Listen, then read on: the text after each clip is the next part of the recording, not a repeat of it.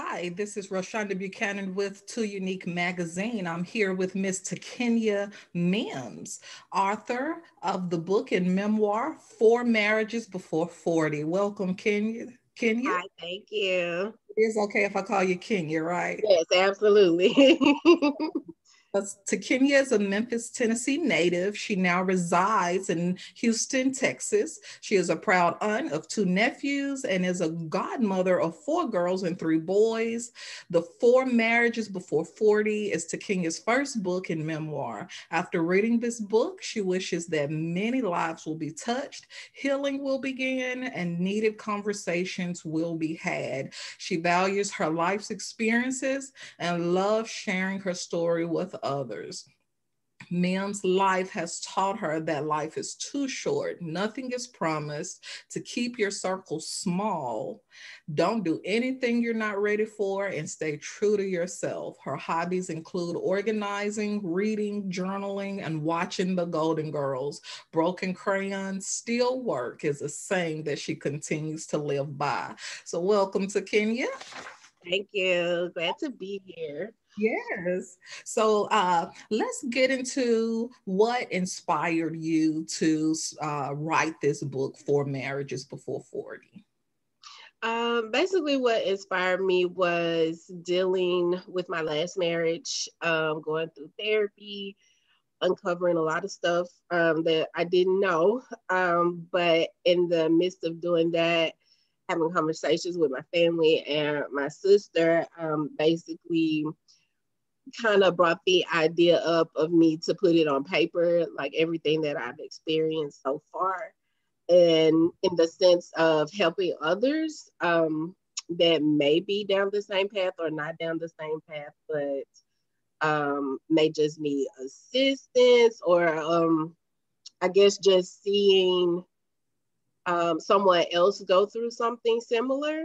So to kind of have like a a physical a physical thing where they can read and understand that they're not the only one, that healing can happen despite the distance or the time frame that they've been dealing with something. So it kind of inspired me to get my story out there to help others, specifically women. In the beginning, that was my main point. Um, my main targets for reaching people was women and girls. But as I started writing, I saw that it could inspire more than us. So, so let's discuss the topic. Don't do anything you're not ready for. How do you encourage those to stay out of divorce court?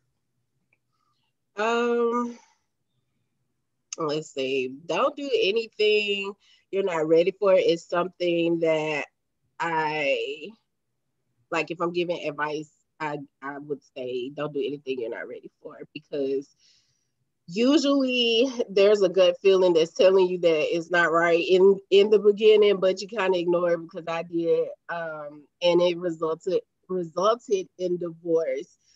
So to me, it means to pay more attention to that voice in your head, that gut feeling in your stomach, and at the same time, basically being true, to yourself, and you'll have the answer, whether you should do it or not, if you pay attention to all of those things. Okay, awesome. Are you Mhm. currently married now? No, no, not married, not Oh, married before. okay, okay. So, Yeah. what are the things you need to know before you get married? Um, to me, the most important is to know God, um, because He definitely needs to be a part of it. And secondly, is to know yourself, to know what you like, what you don't like, what you're really willing to compromise on. What are some boundaries that that you're not willing to cross or negotiate. Um, so definitely knowing God and yourself, and what you want out of life and what you want even in a partner, are like the two most crucial things to me before getting married. Okay, okay. So, of course, there are signs of divorce most people don't see coming. So, Mm, kind of, even when you think about when one person evolves and the other doesn't, usually someone gets left behind. mm-hmm. And sometimes it could be the woman, or sometimes it could be the man. So, Yeah. talk about those signs of divorce that most people don't see coming, or your experiences with that. Um, in my experiences, I don't know if I was evolving. I think I was going through like a lot of motions. Mm, And at the same time, I was needing a lot of conversation. I was needing a lot of healing. So I don't think I was, honestly, I don't think I was evolving. mm, I think I was in this cycle of not being satisfied, mhm, and it was causing me to make bad decisions. So in those bad decisions, it was ruining everything, everything. And so it was it was becoming a disaster. Um, I think that I am evolving now, and um, I was in a relationship, and I actually just ended it. And we were actually engaged, and I think now I know the feeling and the mental space a person is in to evolve, and that's why I can tell the difference that I was not evolving then. I I've been evolving like the last couple of months, and in the fact that I am evolving and the experience that I have had previously with other marriages, um, I I was able to stop it like before it even got to divorce phase, you know. So I was able to stop it before it even got to marriage phase, because after the last one, my intent was to not do it again, like to not get a divorce again. Whatever, all these jewels that I'm taking from therapy and things that I'm learning about myself, I'm applying it to all, to whatever comes next. And so I will know the signs for myself, you know, to either stop this train, period, stop it for a pit stop and have a conversation, whatever the case is.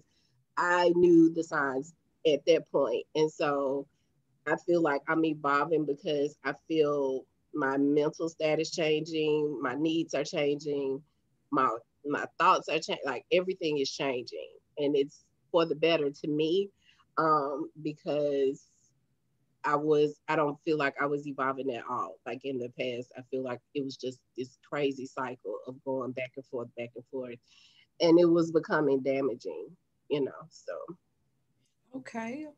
So there are, listening to you, there are so many layers that we have to peel back, especially as African American women, or even our culture.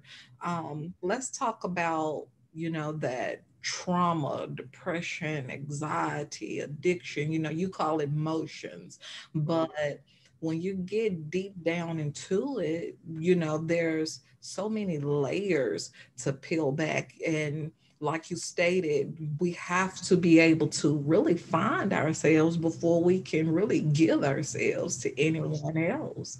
So, how do we address this, as a community? And it's great that you're going to therapy. And, so many of us, we, of course, we go into the church, our healing, comes from God, but we still have to do the work. oh yeah, for sure. After prayer comes Yeah. faith without works is dead, right? Oh yes, yes, it is. It is. It is. I was diagnosed with depression when my second husband was killed, and it angered me when I went to my parents after being diagnosed, and um kind of understanding it was more like a relief that it had a name, because I felt it, but because I didn't know exactly what was going on. I just knew that I was in a dark place and I didn't want to come out. And after going to therapy at that time, and actually, I want to say I was in my third marriage at that time. So initially, I was going for marriage counseling, and again, after layers of coming down, and the root was me dealing with the grief that I didn't deal with, Mm. and so it was still laying there. And when I went to my parents about the diagnosis, that was what they said, like, well, just pray about it. And I even wrote about it, like, the statement that my dad made that really hurt my feelings was, don't have a pity party. And it just made me so mad that I'm coming to you. Like, nobody wants to say I'm depressed and I'm having to be put on medication. Like, nobody willingly wants to say that. And nobody's going to say it just for attention either, to me. Like, and when you know a person, you know their personality, if they're an attention seeker, and all those things. But to me, like, any form of admittance with mental health, like, should not be taken lightly. And to me, the stigma with us as African Americans, and not necessarily my generation, but definitely my parents and grandparents, there was no such thing as seeking help or even admitting to, whatever's going on in your head, because it was always, he all right, he just, crazy, or just pray about it. And I was like, no, this is beyond prayer. Like, you can pray, but I need support in this. Like, I have steps to take, and it really hurt my feelings that it was not taken more seriously, Mhm. and I was having to get support. My sister was definitely my rock at that time, because I didn't have anywhere to turn. But the people that I needed, or turned to, that I was expecting the most support from, was that cliche. Or it's not even a cliche, it's just the fact that you're a preacher. you know my mom's a preacher's daughter. Like, y'all know that faith without works is dead. Yeah, I could pray. Mhm. What else? Like, so it was crazy to hear that, and it was definitely hurtful. And Mhm. I'm so glad that over time, mental health has definitely been put out there more in the forefront, because it's too many of us suffering from it. So, And through that, through that suffering, do you find it opens a door to kind of abuse others, not so much as physically so much, but it can be verbally, abusive. Sometimes when you have that much trauma or those layers added to you, even with women, fighting each other, yeah. or there's a lot of intimidation, just a lot of layers where Hmm. where you're really acting out on Yeah. someone else, but that person may not see it, as a mental issue or something that Hmm. another woman is dealing with internally. Um, Hmm. Even with your spouse, did you find yourself maybe lashing out at your spouse because it was some things that you didn't deal with internally? Hmm. Yeah, I definitely lashed out. Not in the physical sense, but I lashed out in cheating. So I was seeking something, or just not even trying to feel at that moment, if that makes sense. I was kind of numb. Mhm. Um, Even with the depression part, I was numb. And with me not having the support that I needed, and he was trying to support me, but I didn't want it, not from him. And so it was a lash out, in, you know, drinking more than usual, because I always drank, but more socially. But it was definitely becoming more of a habit. and like seeking other attention. Not saying that I was getting attention at home, but I just needed more of it. Like I was acting out Okay. bad. Bad. Yeah. And can you say that we, just our nation, or not even our nation, but our community, will you say we're in an identity crisis, which causes, these different layers, or these issues that surround us? The reason why is maybe hard for us to love someone else, or just thinking about when you stated that your husband tried to support you but you didn't want it from him. So it brings about the question, if he's your support system and you was looking for support, why not from him? Yeah, I think because at the same time of me being diagnosed, we were having our own issues. And Mhm. so it was running together. Like everything was running together. Like we were under the same roof.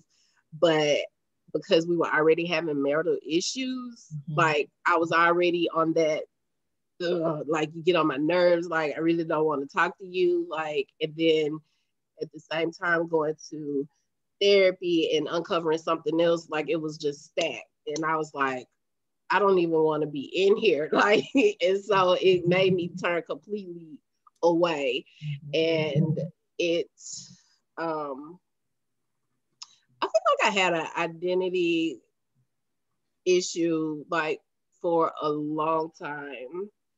Um, like I knew who I was, but emotionally, like I didn't know, couldn't identify with emotions for a long time. Like on the surface, like you would think, Takenya is so sweet and loving, and I am and was, but it was like that deep emotional identity that I was not vulnerable like with people. It was I will let you in to a certain extent, and after that, like I don't care, or like this is only as far as you're gonna get with me. Um, and it took years. It took me to go through therapy to uncover that I had that issue. Like, and to me, that was a identity problem Okay. because emotionally, I didn't know what my capability was because I always blocked it, if that makes sense. So I didn't know how wide I could love or how open I could be. Um, or even how much I could receive because I was in such a it's only gonna fit right here and after that there's nothing. Okay. So what positive results have you seen since therapy? I know how to be vulnerable now. I know how to let people in. And I've only had one relationship since then, and I feel like I definitely approached it differently than everything else. Um, I feel like I allowed myself to be cared about, and even allowed him to be there for me to the point of this, like the evolving part and everything changing with me. But up until then, I've been able to be more vulnerable, open up more to allow people or that person in, but also be able and willing to give out more. Um, and I've been more honest, like about my feelings. Like I've not put my feelings on the back burner anymore. Like I make it known what I feel now and how I feel, and I don't make decisions based off of someone else's um, feelings. And I was doing that in my past, and I'm not doing that anymore. Like now, I make decisions based off of Takenya, not how so and so is going to feel if I, you know, say no, or if I stay in this and I'm really not happy. Like now I make decisions based off of what's going to be best for me. Awesome. Are there any inspiration nuggets from your book that you would like women to know? Pretty much, you know, about, of course, your purpose in starting the book, um, what you want them to know, and how you want to bless them. What are those nuggets to bless someone else that has been going through the same thing you have? Mm, um, my one nugget is to is really geared towards parents. So I don't know if it's a male parent that would be reading it at the time or a woman parent that would be reading it at the time. But one thing that I hoped to display during the book is that parents see the importance of talking to their children, um, and paying attention, because my book starts with a traumatic experience that happened to me in high school that my mom called me crying about after reading the book because she never knew. Her, my dad never knew. My siblings never knew. I kept it. And it was one of my addictions at the time was guys, because I wasn't feeling loved and everything at home. So my source of feeling worthy and feeling pretty and wanted was being active at an early age. And that was something that my parents really didn't know. Um, and so one thing that I really hope that I show through this book is the importance of the building a relationship with your child. Talking about your past, because it was stuff that I didn't know anything about my parents, you know, until therapy. And I had like a family forum with them and just got out everything that I had been holding since 11 and 12 years old. And it was so refreshing to do that. And it helped me begin the journey of building a relationship with them, at that point. But it was a lot of stuff that I didn't know about them. And I feel like had they had a conversation with me and been more, um, I don't know the best words, but less churchy, Oh, yes, open, and that too. Yes, but I feel like if certain things, if they were just human for a moment, you know, and talked to us, because I learned so much about sex and boys and, you know, a girl being a girl, you know, in school, you know, and it was just so many conversations that were not had. And I feel like my life would have been a total different path had there been more candid conversations, you know, not just pray about it conversations, yes. not just visits to church. Like all we did was go to church. All That's we did was go to church and family vacations. And that was it. Like there was no conversations. I knew nothing about condoms. I knew nothing about virginity. I knew nothing about STDs. Like I didn't know a lot of stuff until I was in it, you know. And you know, it really became damaging. It became damaging because it was so many things that were unsaid, you know. And so that was that. This to me, I want to say that's like the biggest thing. say To that be again. honest, I said to be honest, that's like the biggest thing that I hope anybody gets out of it. Is to like have conversations. Like don't be so caught up in your faith. And I believe in God. Period. Like, and I've been in church my entire life, but it's like when you become a parent, you have to know how to balance the religion and being a parent. You know, I Yeah. don't want you to my best friend, but I do want you to teach me. I do want to know where you come from. I do want to know what you experienced at my age. I knew none of that, you know, and it became a problem, you know, in my life because I was the first kid, you know, and yes, they were young when they had me, but it was only so much ingrained, and I just was tired at the point that when my sister brother came along, I was kind of, well, it's like a 5, 6 year difference, and so I wasn't wanting to be around them. Like I was more into boys at that time because I didn't feel the attention. Um, I wasn't getting that at home. I was tired of church. Like I was tired of the same old things, tired of being limited to only black shows like on TV. There's a lot of stuff we couldn't watch. And it was like so many limits. It was so many limits. And I think there was also a cause of like my rebellion because it was so many limits, you know. And so that to me is like the biggest takeaway that I hope anybody gets from my book, and to understand the importance of therapy. Like it's needed, especially if you feel like you need it. You know, it's needed. And I still like reach out to my therapist. Like I didn't go after I finished. I went for like a year and then stopped. And I've actually reached out to her within that was just December, losing time. December. I reached out in November to make an appointment. But to me, it's always good to have the extra person, you know, willing to listen.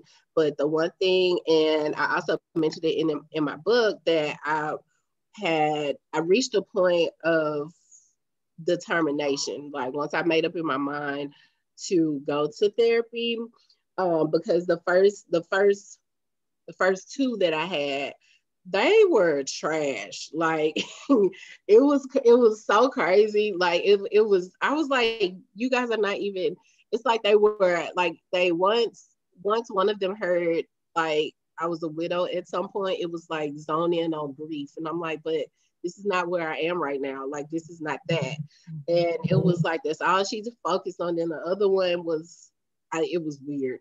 But the last one, she probed, and that is what helped me because she didn't take my answers for what I said. Like she probed even my answers. She was like, okay, well, what happened there? Like she just kept digging, and that's how I got to the healing place, because she kept pulling, and to me that is a successful therapist when they know how to not only listen but to pry, like to ask questions. Don't just take what I'm telling you because I was giving surface answers, but the answers weren't getting like the whole truth until she just kept asking on top of questions on top of questions, and that helped me.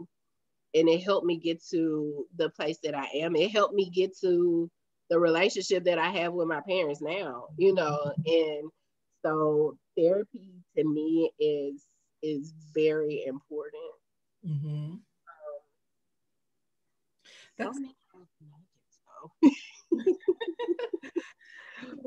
Well, that's awesome because you even chimed in on, those conversations where people think that, because you're in a two-parent household, that everything's good, but, it's not, to diminish that two-parent household, but sometimes there's a level of need where mm-hmm. the presence that child needs is still not there. True. So with that said, it can become, how is it, was it scary to create that ask or to go to your parents, to open up to them, even though you may have been waiting for them to come to you, Mm-hmm. what was that like? I was scared. I was scared because my therapist, she told me first, she was like, okay, you need to have a conversation Mhm. with them. And I was like, I don't know about that. I said, because the times that I've attempted to be vulnerable, which was a factor in me shutting down that part of me, was because every time I did, it was shut down with just pray about it. Don't have a pity party, and it was like, and I could point out each time that I did open up, and it was like, and I was like, okay, I'm just gonna say hey and bye. Like, I don't want to talk about nothing, and so it shut down me having a relationship with them. And so she was like, well, vulnerability is your problem. And they are the source for you not having that. You need to talk to them. And my husband at the time, we were basically at the divorce phase. And he was like, he was planning to move back to where he was from. And he was like, I'm going to stay here to be with you while you do this. And he was like, because I know you don't feel supported. And he's actually the one that pushed me to go to therapy this last marriage. And I always be grateful for that. And he was like, I'm going to stay with you. And he was like, because I know that in the past you opening up was shot down. And he was like, I'll be there. And I was like, okay. So that gave me a sense of relief. And then when I talked to my sister and brother about what I wanted to do, they were like, okay, well, we'll be there. And I was like, oh, like I didn't expect them, but I was happy, to have their support. And it ended up helping all three of us, as siblings, because I feel like a lot of half of the stuff that I was saying were some things that they were, battling too, but more internal, and I was just shooting stuff out, and I was terrified going in there. And I talked myself into not having any expectations. Like, I don't care, if they receive it or, if they combat me on how I feel. I want to walk away knowing that I did something necessary for me to move on, with my life. And so I went into it that way, not expecting anything from them. And just the only satisfaction I wanted was to get through all those 7 pages of stuff that I wrote. Like, I just wanted to get through it, and it was hard to get through it. Emotionally, it was hard to get through it, but I did, and I was glad that I did it. But it was definitely scary because, of the attempts, in the past, and it went nowhere. So yeah, it was terrifying. Wow, awesome. I really enjoyed this conversation. I believe that you will bless so many. Um, I even believe, even though we're still in it and we're still healing and going through the process, you still have those steps, Yeah.